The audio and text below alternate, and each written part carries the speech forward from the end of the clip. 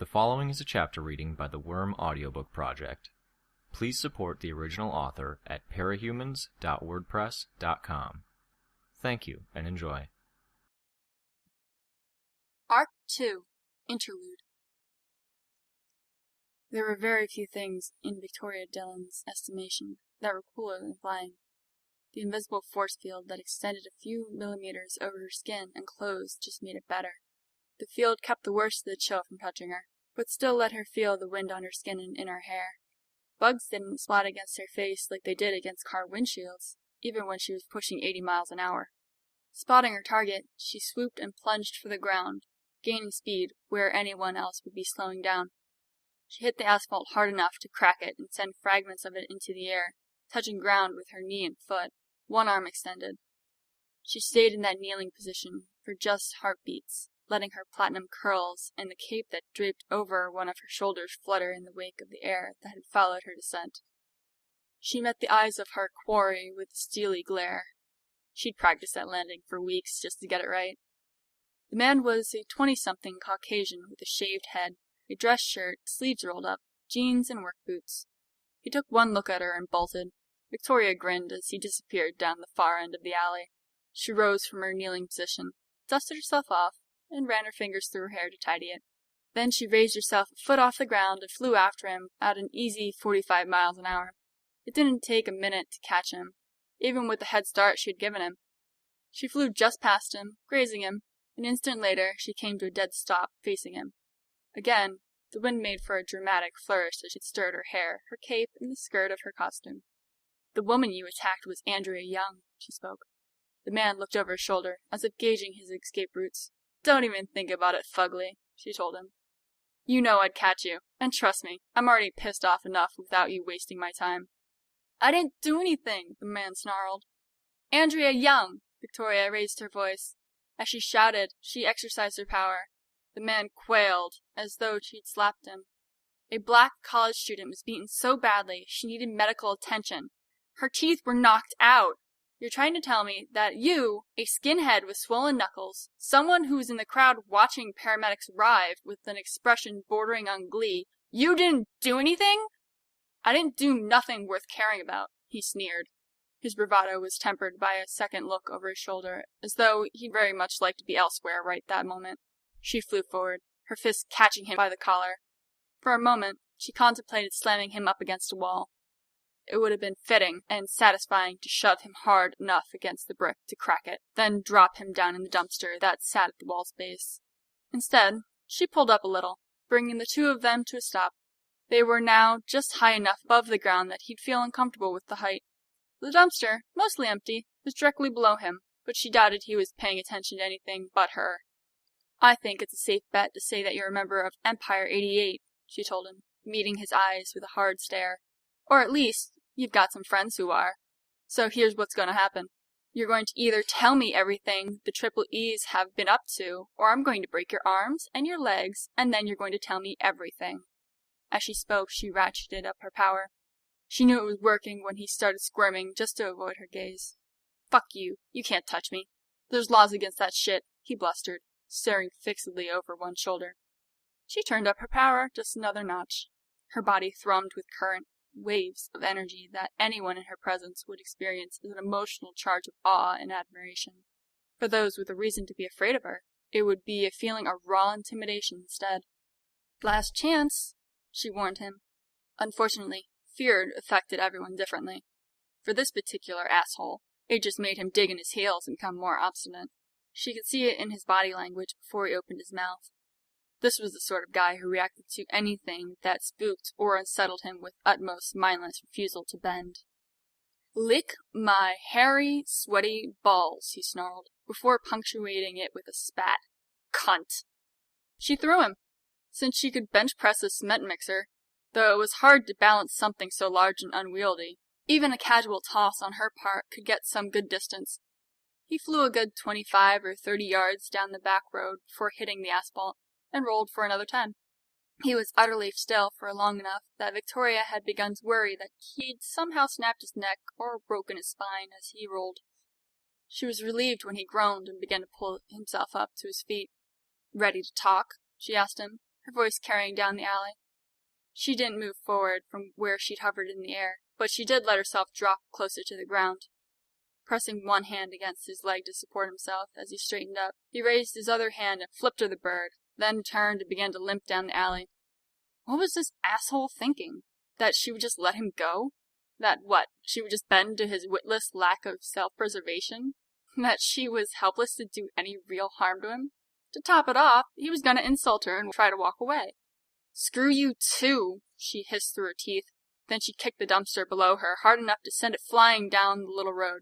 It rotated lazily through the air as it arced towards the retreating figure, the trajectory and the rotation barely changing as it knocked him flat. It skidded to a halt 3 to 5 yards beyond him, the metal sides of the dumpster squealing and sparking as it scraped against the asphalt. This time he didn't get up. Fuck, she swore. Fuckity fuck fuck! She flew to him and checked for a pulse. She sighed, then headed to the nearest street.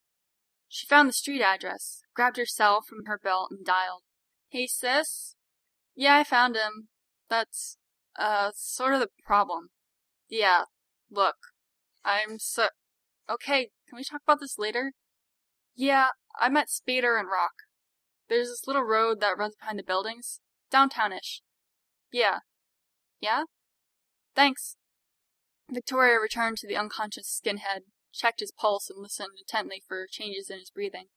It took a very long 5 minutes for her sister to arrive. Again, Victoria? The voice disturbed her from her contemplations. Use my code name, please, Victoria told the girl. Her sister was as different from her as the night was from day. Where Victoria was beautiful, tall, gorgeous, blonde, Amy was mousy. Victoria's costume showed off her figure, with a white one-piece dress that came to mid-thigh with shorts underneath, of course, and an over-the-shoulder cape, high boots, and golden tiara with spikes radiating from it, vaguely reminiscent of the sun rays or the Statue of Liberty. Amy's costume, by contrast, was only a shade away from being a burqa. Amy wore a robe, with a large hood and a scarf that covered the lower half of her face. The robe was alabaster white, and had a medic's red cross on the chest and the back. Our identities are public, Amy retorted, pushing the hood back and the scarf down to reveal brown frizzy hair and a face with freckles spaced evenly across it. It's the principle of the thing, Victoria replied. You want to talk about principles, glory girl? Amy asked, in the most sarcastic tone she could manage. This is the sixth time you nearly killed someone. That I know about. I'm strong enough to lift an SUV over my head, Victoria muttered. It's hard to hold back all the time. I'm sure Carol would buy that line, Amy said, making it clear in her tone. She wasn't. But I know you better than anyone. If you're having trouble holding back, the problem isn't here. She poked Victoria in the bicep. It's here. She jabbed her sister in the forehead, hard. Victoria didn't even blink. Look, can you just fix him? Victoria pleaded. I'm thinking I shouldn't, Amy said quietly. What? There's consequences, Vicky. If I help you now, what's going to stop you from doing it again? I can call the paramedics. I know some good people from the hospital. They could probably fix him up all right. Hey, Victoria said. That's not funny. He goes to the hospital. People ask questions. Yeah, I'm well aware, Amy said, her voice hushed. This isn't like me getting grounded. I'd get pulled into court on charges of aggravated assault and battery. That doesn't just fuck with me, it fucks with our family. All of the new wave. Everything we've struggled to build. Amy frowned and looked at the fallen man. I know you're not keen on the superhero thing, but you'd really go that far? You'd do that to us? To me? Amy pointed a finger at her sister. That's not me. It's not my fault we're at this point. It's you. You're crossing the line. Going too far. Which is exactly what people who criticize New Wave are scared of. We're not government-sponsored. We're not protected or organized or regulated in that same way. Everyone knows who we are under our masks. That means we have to be accountable. The responsible thing for me to do, as a member of this team, is to let the paramedics take him, and let the law do as it sees fit. Victoria abruptly pulled Amy into a hug. Amy resisted for a moment, but then let her arms go limp at her side. This isn't just a team, Ames, Victoria told her. We're family. We're your family. The man lying just a matter of feet away stirred, then groaned, long and loud.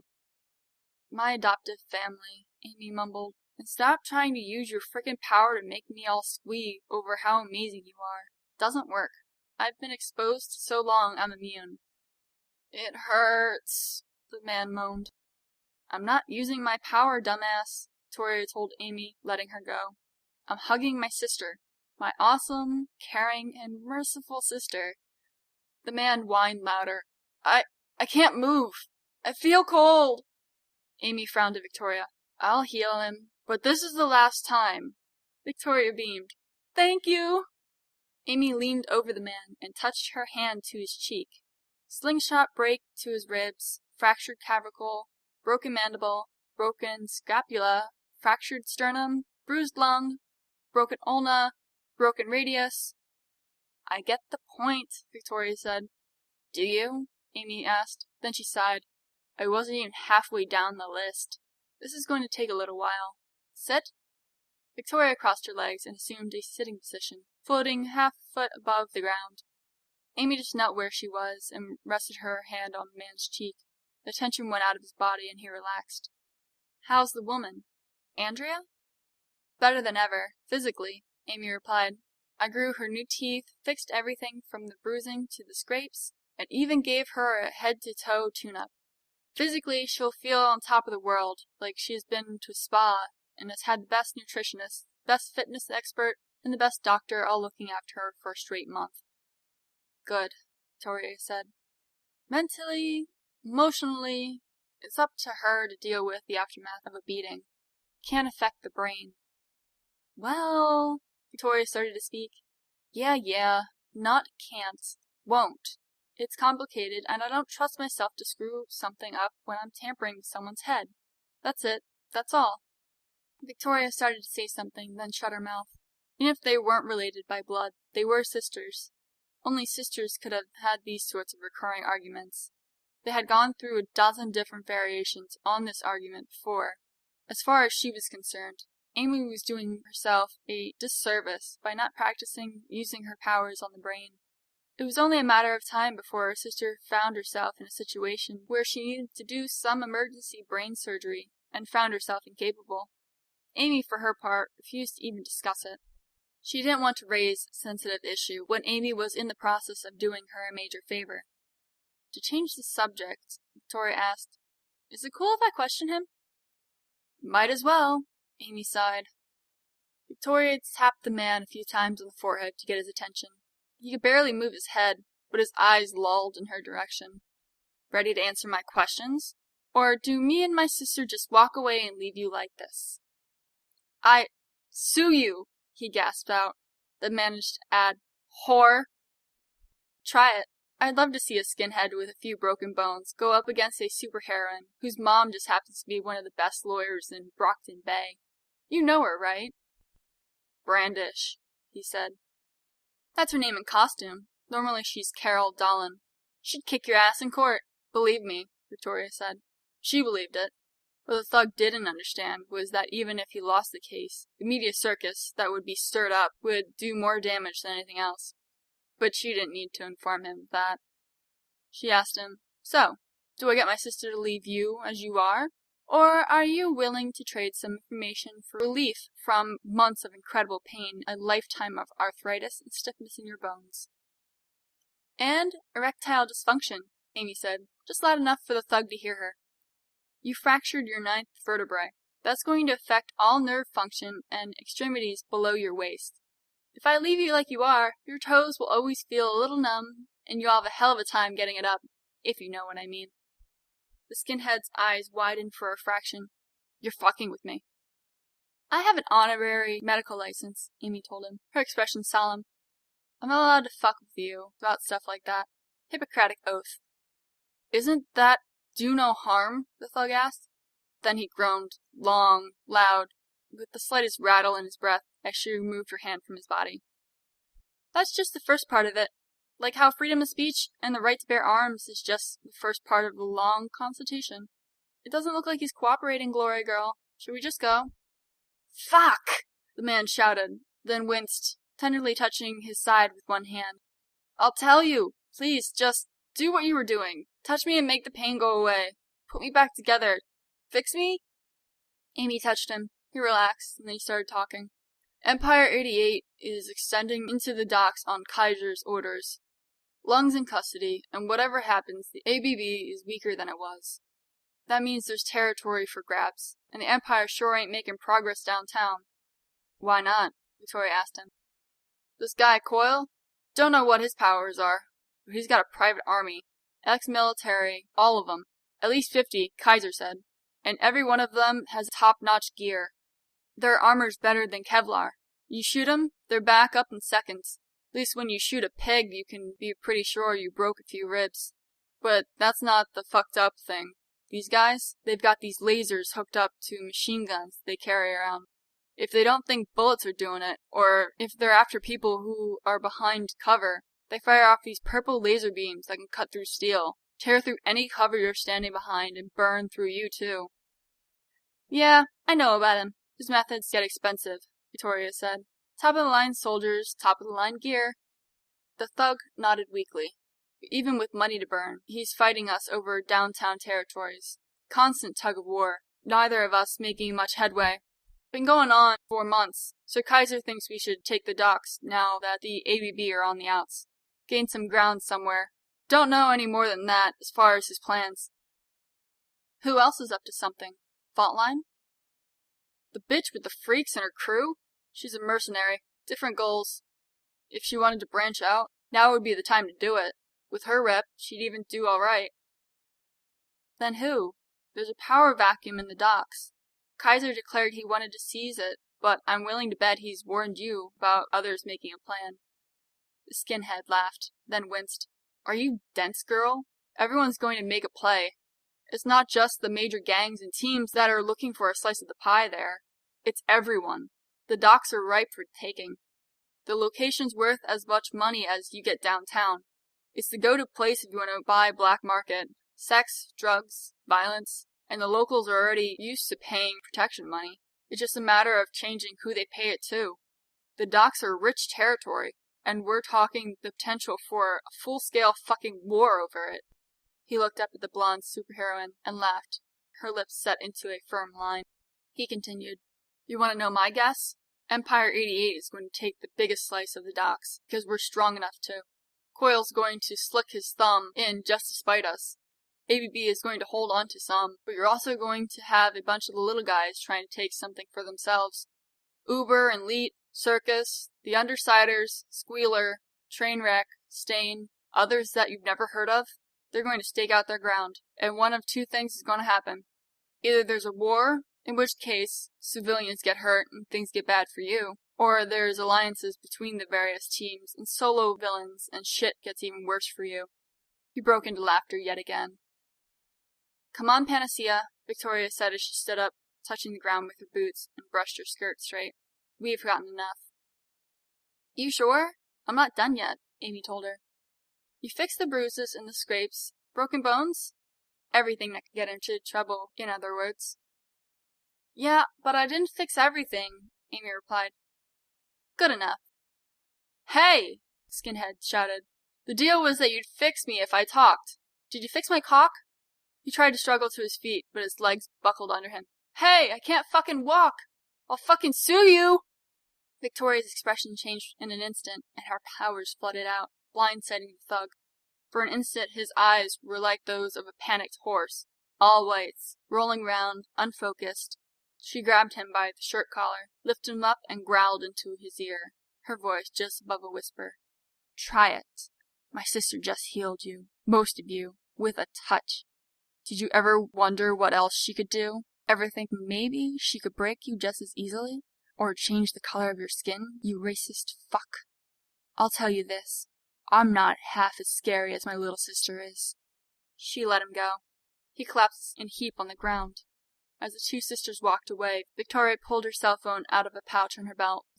Turning to Amy, she said, Thank you. Play safe, Victoria. I can't bring people back from the dead, and once you've gone that far.